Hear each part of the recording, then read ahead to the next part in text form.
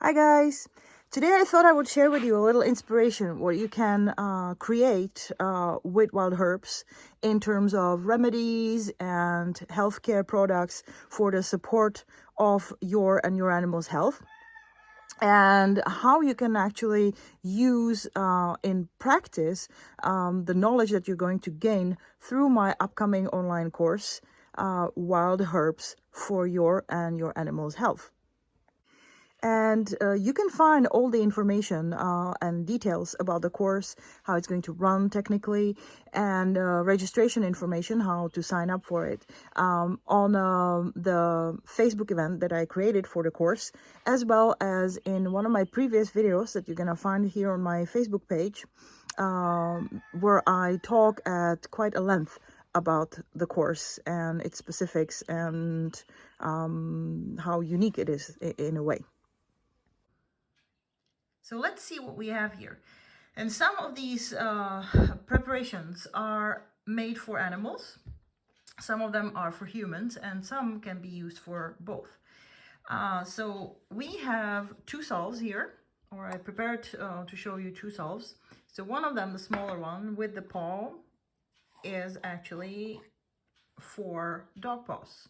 So it is made for any issues they might have with their paws if they are scratched, or also as a prevention for wintertime when you walk your pets through salty streets or salty roads. So anything connected with paws. So it's like a paw balm that is made with a blend of different wild herb oils. So that's one. The next one is the bug bite salve. So again, it's a salve. This time it's for both animals and people, and it is made again, of course, with a blend of wildflowers or wild plants, different ones than the one that we have in the paw balm. So you see, you can make different kinds of salves for different purposes with different wild herbs. So this one is specifically made for relieving the itching and the pain, and also some of the inflammation that could start after a bug bite. So that's these two. This jar, it's not a salve. As you see, it's a powder. And this is a pure dried herb matter that is powdered. And as the label says, it's actually for stopping bleeding. Now, we're not going to go through all the different ailments that we can cover, but I just want to kind of show the options. So another preparation form, which is one of my favorites, is a herbal tincture. Now we have actually 3 tinctures here. So this one is a specifically made blend for a specific dog. So that's one thing you can also do for any individual, animal or a human.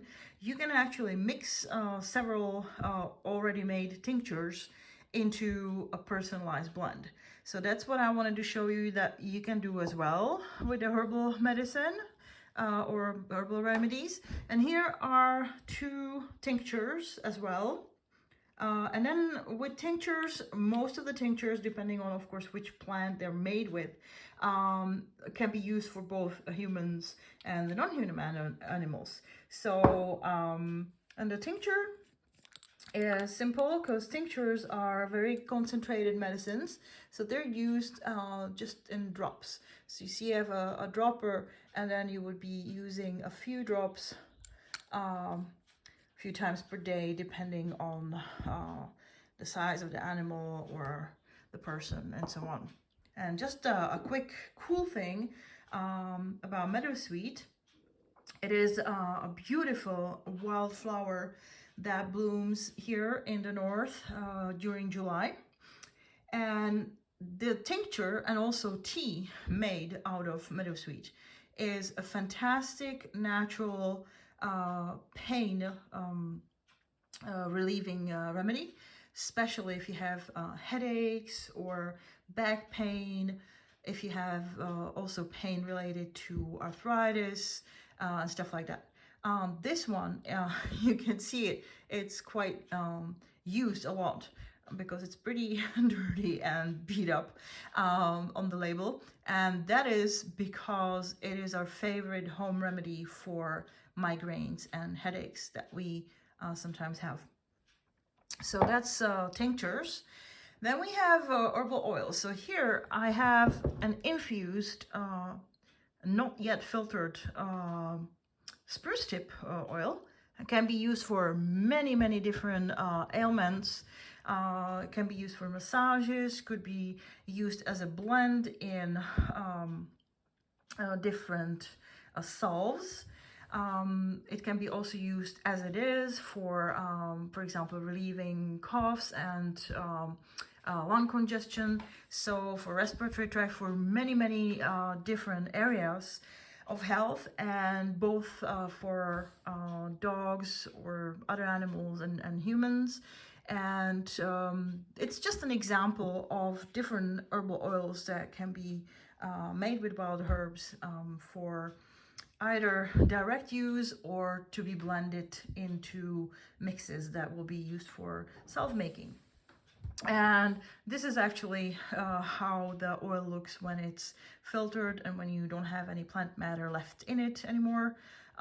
So then we use this one actually at home for massaging. So that's oils. And then we have different preparations such as honey, herbal honey. So this is colt's foot infused honey, and it is wonderful for coughs and flus. You can make these medicinal honeys or herb infused honeys from several different plants for different purposes. Some of them are good for relieving fevers and stuff like that. They're very good during colds and flu seasons. They're an excellent home remedy that I always have at hand here at home. You can make syrups. So we're now kind of leaving the medicinal area. Syrups can be, of course, made also for coughing or for relieving some other symptoms. But these kinds of syrups I make often for us and our guests for drinking. So they'll be diluted in water, and then you can drink them instead of lemonade and stuff. So this one was made out of fireweed flower. So you can also make stuff that is not necessarily medicinal, but you can make a lot of things that are culinary, that are delicious, and that you can use different kinds of jellies and jams and syrups as well. Then we have vinegars. So this is, again, not yet filtered herbal infused vinegar. And as you see, or as some of you maybe recognize, this is dandelion flower infused in apple cider vinegar. The vinegars can be used in several spheres. It can be used, again, as culinary, so as part of your salad dressings, mixed into a different kind of like lentil dishes, for example. But they're also medicinal for both humans and animals, and they're very nutritive. They're very rich in vitamins and minerals, so they're often used for supporting the immune system, improving digestion, and so on. Excellent, very safe remedy, very easy to make, excellent thing to have at home. Again, super easy, super simple, super safe, very long, stable shelf life. Great remedy that you can easily make with your kids and stuff like that. What else do we have here? Let's move to some of the more, well, I would say these are the last three, and they are the most sophisticated. And so we have, this is actually a ready product. As you see, and maybe recognize, it has my logo on it. So this is actually a product that I sell in my shop to customers. This is, as it says, herbal repellent or a bug spray. I actually make two different blends. I have one for humans and one for dogs and cats and horses. So some of the herbs are a bit different. You can make a super simple one or more sophisticated one. The one that I sell in my shop, sorry, is a bit more sophisticated, but you can make simple one just by infusing certain herbs, wild herbs. So that would be a bug spray for the summer. Then we have a calming spray. You can make calming sprays. This is again indicating it's made for animals because there's this little paw on it. It's also actually a final or finished product that I have and sell in my shop. And it is, as the name says, it's a calming spray. So it's not anything like sedative, but it calms the nerve system. So if the animals are stressed for traveling or at vet visits and stuff like that, you can help them, you can calm them down naturally with, again, some herbal infusions. So this is another thing. And then I would say probably the most sophisticated and special remedy or type of remedy that you can make with wild herbs, specifically wild flowers or blooms, are flower essences. So this is one of the many flower essences I make and use in my practice and home apothecary for both humans and animals. This is a fireweed flower essence. Amazing type of natural or herbal medicine, if you ask me. So those can be made as well if you want to go for something a bit more deeper. And then the last is the opposite. It's the most simple. So this is actually, as you see, a blend of dried herbs. So you can see it here. So it's several different herbs that are all dried, that are chopped into smaller pieces. But as you see, they're not powdered. They're just kind of shredded. And this is already a ready blend for my dogs that I make either an herbal tea from or an herbal infusion, like a nourishing herbal infusion. Again, I'm not going to talk about the specifics, but you have two different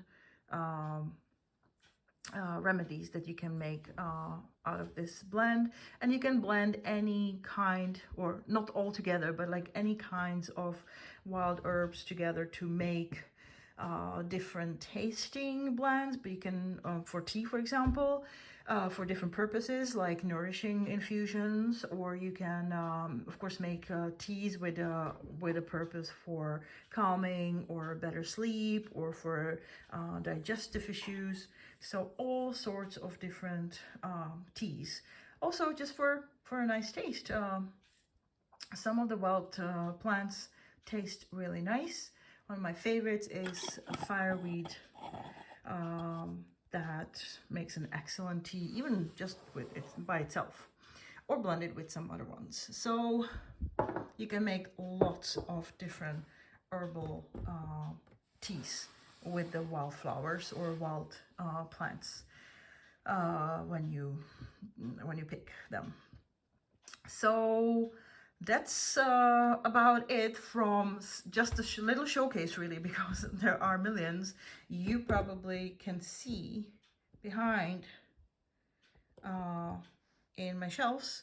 Those are basically mostly just dried, individual dried plants, but there are also some infused oils sitting on that shelf, and some other already remedies made out of them.